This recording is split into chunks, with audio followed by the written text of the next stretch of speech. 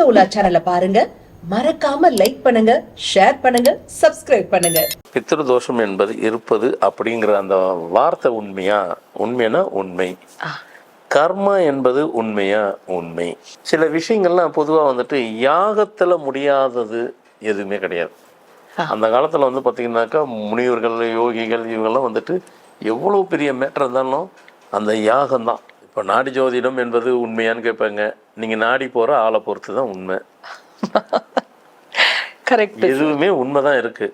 முன்னோர்கள் ஜெனட்டிக்கு அவங்க மூலயமாக சில பிரச்சனை இருந்திருக்கு. அது நாங்கள் எப்படி பொறுப்பாக முடியும்? சரி, இருக்கா இல்லை நாங்கள் தெரிஞ்சுக்கிறது, அதுதாங்க நாங்கள் தேடிட்டு இருக்கிறோம். அதுக்கு தான் எங்களுக்கு பதில் வேணும். ஒன்றும் இல்லை, உங்கள் வீட்டில் கர்மா இருக்குதா இல்லையா அப்படின்னு நீங்கள் தெரிஞ்சுக்கணுன்னாக்கா, வச்ச தேங்காய் அப்படியே இருக்குன்னாக்கா உங்கள் வீட்டில் வந்துட்டு கர்மாலாம் இருக்குங்கிறதெல்லாம் இல்லைங்கிறத நீங்கள் ஊர்ஜிதப்படுத்திக்கலாம். சரிங்க, அதுக்கு சொல்யூஷன் கொடுங்கண்ணா. அப்படி எப்படி சொல்யூஷன் கொடுக்கணும்? அது என்ன விதமான பிரச்சனை தெரியாது இல்லையா? அது எதுக்குன்னு தெரிஞ்ச தனிப்பட்ட ஒரு பொதுவாக சொல்கிறதுங்கிறத ஒரு விஷயம். ஒரு அம்மா பிள்ளைக்கு சாபம் விடுறது அது சாபம் கிடையாது, கோபத்தின் வெளிப்பாடு. அது எப்படி சாபம் ஆகும்? சாபம்னு சொல்கிறதே மூணாவது ஆள்.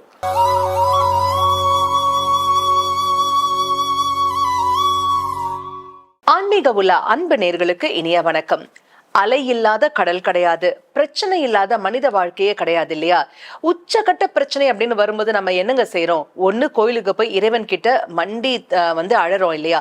இன்னொரு பக்கம் பாத்தீங்கன்னாக்கா சில பேர் என்ன செய்யறாங்க, உடனே ஜாதகத்தை எடுத்துக்கிட்டு ஜோதிடர்கிட்ட போய் பாக்குறாங்க.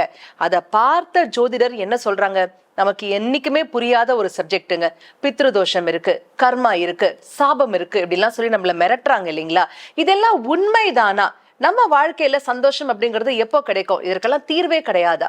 இது குறித்த தெளிவான விளக்கங்களை நமக்காகவே எடுத்துரைப்பதற்காக நம்ம அரங்கிற்கு வருகை தந்திருக்காரு ஃபார்மேட் நியூமராலஜியின் தந்தை டாக்டர் மகாதன் சேகர் ராஜா அவர்கள். வாங்க நேர்களே, சார் சந்திப்போம். வணக்கம் சார். வணக்கம் சார். எப்பவுமே நம்ம கிட்ட ஒருத்தர் பேசுறாங்க அப்படின்னாக்கா நம்ம பிரச்சனைக்கான தீர்வா நமக்கு புரியக்கூடிய, கண்களுக்கு தெரியக்கூடிய விஷயங்கள் சொன்னாங்கன்னா நம்ம அதுல இருந்து எப்படி நம்மளை காப்பாத்திக்கணும்னு தெரிஞ்சுக்கலாம் சார்.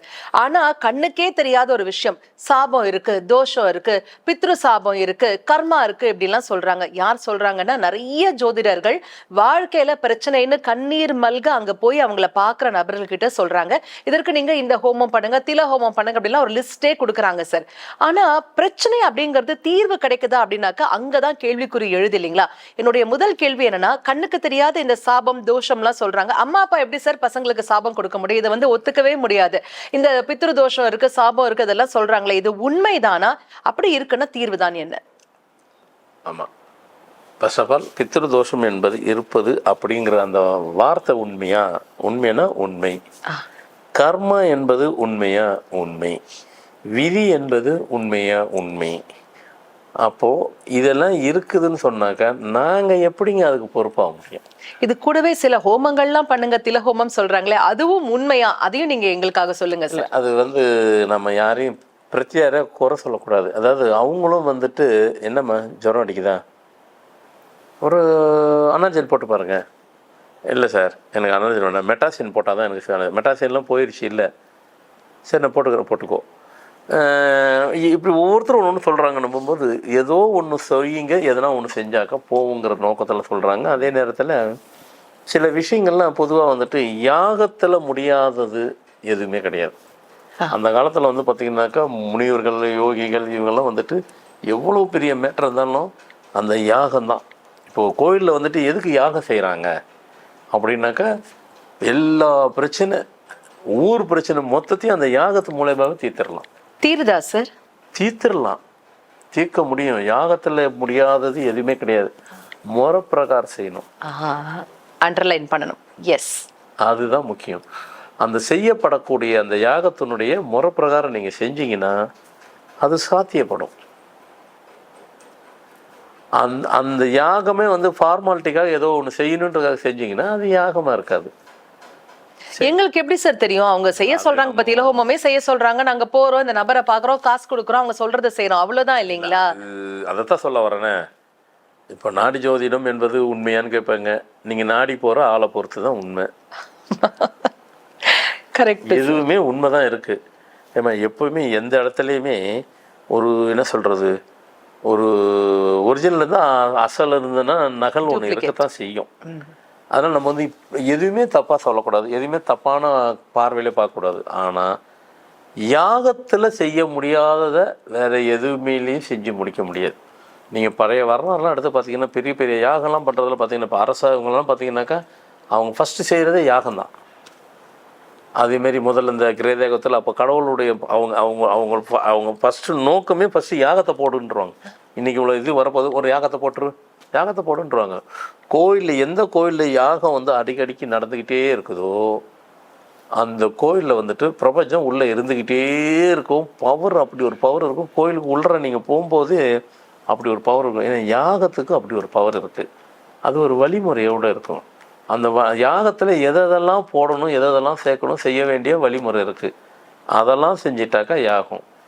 சேர்க்கக்கூடாத சில பொருள் இருக்குது, அதை நான் சொல்ல விரும்பலை. அதெல்லாம் கூட இருக்குது. அதெல்லாம் போட்டுட்டு யாகத்தில் போட்டாக்கவே அந்த யாகத்தினுடைய டோட்டல் பவரும் இதாகி போயிடும். அதனால் யாகம் சரி, யாகத்தில் முடியாதது எதுவுமே இல்லை. ஆனால் நீங்கள் சொன்ன மாதிரி அந்த அந்த தோஷம்லாம் நாங்கள் எப்படி தெரிஞ்சுக்கிறது? இப்போ அவங்க சொல்கிறாங்க பித்ரு தோஷன்றாங்க, விதி பயனுன்றாங்க, கர்ம பயனுன்றாங்க. அவங்களுக்கு விதி பயனை அவங்க அனுபவிச்சு தான் ஆகணும். அவங்கவுங்களுக்கு உண்டான கர்ம பயனை அவங்க அனுபவிச்சு தான் ஆகணும். பித்ரு தோஷங்கிறது அதை போக்குறதுக்கு உண்டான வழியை தேடணும். சில பேர் செய்கிறாங்கன்றது, சில பேர் சொல்லும்போது நம்ம சில பேர் தானே சொல்கிறோம், மொத்தத்துக்கு செய்கிறாங்கன்னு நம்ம சொல்லலை. இல்லை, அதனால் வந்துட்டு சில பேர் இருக்கத்தான் செய்யும், அது விட்டுருங்க.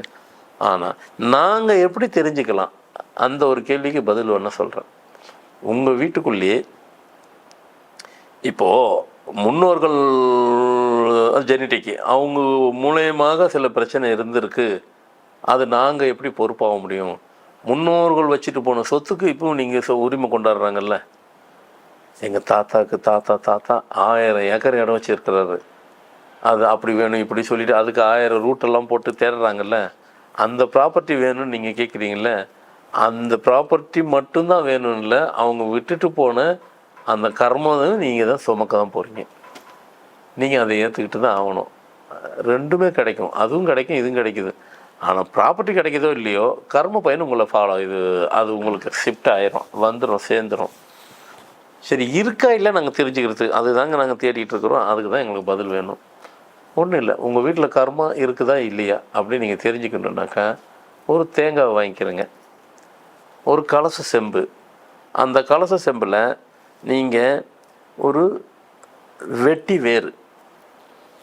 வேறு உள்ளே போட்டு தண்ணி வெட்டி வேறு உள்ளே வச்சுட்டு இந்த தேங்காவை அந்த தேங்காய் குடுமி மேலே வர்ற மாதிரி வச்சுக்கிறேங்க. அதை தலைகீழ அப்படியே வச்சுக்கிட்டு அப்படியே வச்சுருங்க. ஒரு பௌர்ணமி அன்னைக்கு வைங்க. மறு பௌர்ணமி வேணும் அந்த தேங்காய் எடுங்க. வச்ச தேங்காய் அப்படியே இருக்குன்னாக்கா உங்கள் வீட்டில் வந்துட்டு கர்மெல்லாம் இருக்குங்கிறதெல்லாம் இல்லைங்கிறத நீங்கள் ஊர்ஜிதப்படுத்திக்கலாம். சரிங்க, ஒரு முறை வச்சு தெரிஞ்சுக்கலாமா? 3 முறை கூட வைங்க. 3 முறையும் வச்சுட்டு அந்த தேங்காய் நல்லபடியாக இருந்துச்சு அப்படின்னு சொன்னால் உங்கள் வீட்டில் கர்மா இல்லை, நீங்கள் கவலையே பட வேண்டாம். பித்ரு தோஷம் இல்லை, நீங்கள் கவலையே பட வேண்டாம். அந்த தேங்காய் ஒரு மாதிரி ஆளுங்கின மாதிரி ஆயிடுச்சு, இல்லை வேறு மாதிரி ஒரு மாதிரி ஆயிடுச்சு அப்படின்னாக்கா இருக்குன்னு அர்த்தம். இருக்கிறதுக்கு வழியை தேடுங்கன்னு அர்த்தம். இருக்கா இல்லைன்னு முதல்ல தேடுறதுக்கு நான் வழியை சொல்லியிருக்கிறேன். ஒரு எந்த இடத்துல வைக்கணும் சார்? வீட்டில் உங்கள் பூஜை ரூமில் கூட வச்சு, பூஜை ரூமில் அங்கே தான் யாரும் போக மாட்டாங்க, தொட மாட்டாங்க, ஒரு இடத்துல வச்சுருப்போம்.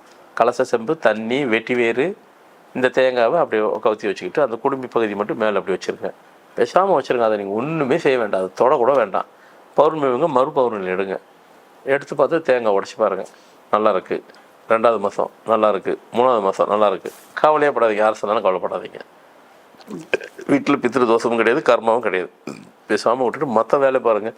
இல்லைங்க பிரச்சனை இருக்குது, அது உங்கள் பிரச்சனையாக இருக்கணும். நீங்களே பண்ணியிருப்பீங்க உங்கள் வீட்டில், உங்களுக்குள்ளே இருக்கிற ஒரு பிரச்சனை தான் அது. அதுக்கு இதுக்கு சம்மந்தம் இல்லை. சில பேருக்கு அந்த மாதிரி இருக்குது. இவங்களுக்குள்ளே உண்டான ஒரு பிரச்சனையை வந்து முன்னோர்கள் பிரச்சனைன்னு சொல்லிக்கிறது வேண்டாம், சொல்லாதீங்க, உங்கள் பிரச்சனை. ஆனால் அதில் தேங்காய் எதனா இருந்ததுன்னா அது காமிச்சு கொடுத்துரும். அப்போ காமிச்சு கொடுத்தோன்னா இருக்குதுன்னு அர்த்தம். சரிங்க, அதுக்கு சொல்யூஷன் கொடுங்கன்னு அப்படி எப்படி சொல்யூஷன் கொடுக்கணும்? அது என்ன விதமான பிரச்சனை தெரியாது இல்லையா? அது எதுக்குன்னு தெரிஞ்சு தனிப்பட்ட ஒரு பொதுவாக சொல்கிறதுங்கிறத ஒரு விஷயம். தனிப்பட்ட முறையில் ஒரு ஆளுக்கு இருக்குதுனாக்கா அது இப்படி செஞ்சு போயிடும் அப்படின்லாம் சொல்ல முடியாது. அது பல விஷயங்கள் அது என்னன்னு தெரிஞ்சுட்டு அதுக்கு தகுந்த மாதிரி சொன்னால் அந்த சொல்யூஷன் மட்டும் அப்புறம் வச்சுக்கலாம். பட் இருக்குதா இல்லைன்னு தெரியறதுக்கு இன்னும் நிறைய பேருக்கு தெரியல. எல்லாரும் சொல்கிறாங்க இதை செய்யுங்க, நீங்களே கண்டுபிடிச்சிருவீங்க. ஓ இருக்கா, ஓ இல்லையா, அப்போ இது இல்லவே இல்லை, 3 மாதம் செஞ்சோம், இல்லவே இல்லை, கவலையே படாதீங்க. சரிங்க சார். இப்போ வந்து முன்னோர்கள் சாபம், அம்மா அப்பா சாபம் எல்லாம் சொல்றாங்க இல்லைங்களா? பிள்ளை என்னதான் சாப்பாடே போடாம 4 அடி அடிச்சா கூட அந்த அம்மா மனசு என்ன சார் சொல்லும்? என் புள்ள ராஜா, அவன் நல்லா இருக்கணும் அப்படின்னு தானே சார் சொல்லும். எப்படி சார் திட்டும்? இல்லைம்மா, இப்போ ஒரு அம்மாவுக்கு ஒரு பையன் சாப்பாடு போடலை, அவங்க சாபம் விட்டுட்டாங்க. எப்படி சாபம் விடுவாங்க? இல்லை அதுதான் அப்படின்னு, அதனால பாவம் வந்துருச்சா அப்படின்னு அவங்க சொன்னார்ல, உங்க கேள்வி அதுதான். அது எப்படிங்க பாவம் ஓடுவாங்க அப்படின்னாக்கா, ஒரு அம்மா பிள்ளைக்கு சாபம் விடுறது அது சாபம் கிடையாது, கோபத்தின் வெளிப்பாடு. அது எப்படி சாபம் ஆகும்? சாபம்னு சொல்கிறதே 3வது ஆள். சாபம் விடுறதுக்கும் அவங்களுக்கும் ஒரு தகுதி இருக்கணும். கரெக்ட். அவங்களுக்குள்ள ஒரு தகுதி அப்படிங்காட்டி அவங்களுக்குள்ள ஒரு சக்தி இருக்கணும். அவங்களால தான் அது சக்தி, அது எல்லாம் நடக்கும். சும்மா ரோட்டில் போகிறவங்க வரவங்க கூட நான் உனக்கு சாபம் வரும், அதெல்லாம் சாபம் கிடையாது, கோபத்தின் வெளிப்பாடு, கோபத்தில் சொல்கிற வார்த்தைகள் அதெல்லாம் சும்மா. பாவம் பெருசா சாபம் பெருசா எது அப்படின்னு பார்த்தாக்கா, பாவம் இருக்குது சாபமும் இருக்குது.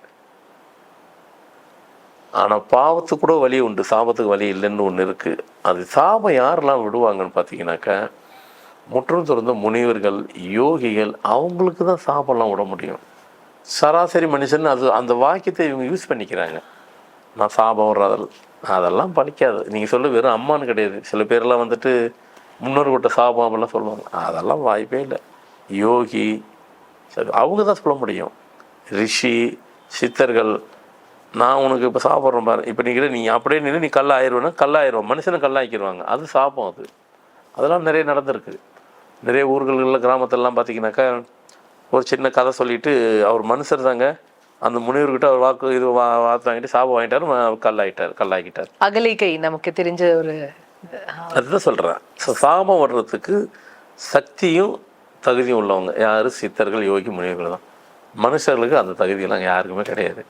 நம்ம சொல்லிக்கலையா, அது மாதிரி நிறைய பேர் அந்த கல்விக்கெல்லாம் சொல்கிற வார்த்தையை அதை ஊர்ஜிதமாக பண்ணுறாங்க, வாய்ப்பே இல்லை. அதெல்லாம் சூப்பர் சார். அற்புதமான விளக்கங்கள் எங்களுக்காகவே பகிர்ந்துக்கிட்டீங்க. குறிப்பாக எல்லாரும் உங்களுக்கு வீட்டுல சாபம் இருக்கு, பித்ரு சாபம் இருக்கு, தோஷம் இருக்கு, கர்மா இருக்குன்னு சொன்னா நம்பாதீங்க. அதை நீங்களே கவுண்டர் செக் பண்ணி பாருங்க. அதில் உங்களுக்கு ஏதாவது நெகட்டிவிட்டி இருக்கிறா போல தெரிஞ்சா அதுக்கப்புறமா அதற்கு உண்டான ப்ரொசீஜர் கிளியரிங் மெத்தட்ஸ்க்கு போங்க. நீங்களா கண்ணை மூடிட்டு போய் இதை சொன்னாங்க அதை சொன்னாங்கன்னு எல்லாத்தையும் செய்யாதீங்க அப்படின்னு குருவாய் திருவாய் நின்று தெளிவான விளக்கங்கள் எங்களுக்காகவே பகிர்ந்துக்கிட்டீங்க சார். கொடான கோடி அன்பு நெஞ்சங்கள் அனைவர் சார்பாகவும் மனமார்ந்த நன்றிகள் சார். என்னங்க எவ்வளவு சூப்பரான விளக்கங்கள் நம்ம சார் நமக்காகவே கொடுத்தாரு இல்லையா? கண்ணால் காண்பதும் போய், காதால் கேட்பதும் போய், தீர விசாரிப்பதே மெய். அந்த தீர விசாரிக்கக்கூடிய அந்த ப்ரொசீஜர் எப்படி இருக்கும் அப்படிங்கறத நமக்காகவே சொன்னாரு.